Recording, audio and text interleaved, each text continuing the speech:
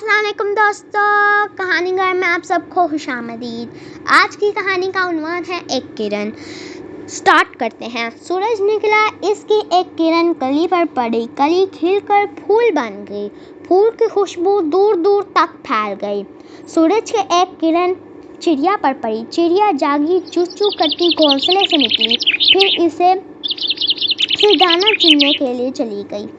सूरज की एक किरण एमन पर पड़ी, एमन जाग गई, इसने अम्मी अब्बू को सलाम किया, हाथ मुंह धो के दांत साफ किए और नाश्ता किया और स्कूल जाने की तैयारी की। तलहा अभी तक सो रहा था, इसने करवट और फिर सो गया। तलहा की अम्मी आई और कहा, तलहा, एक किरण तुम्हें भी जगाने आई थी और तुम नहीं जागे, अब तो जाग जाओ। तलहा आंखें मलता हुआ उठ बैठा। तलहा ने पूछा, अम्मी जान, किरणें कहाँ से निकलती हैं?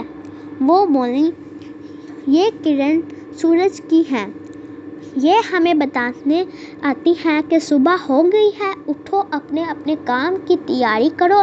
तलहा ये सुनकर उठ बैठा और स्कूल जाने की तैयारी करने लगा। अगर आपको ये कहानी अच्छी लगी है तो लाइक शेयर सब्सक्राइब करना मत भूलिएगा। अल्लाह हाफिज़।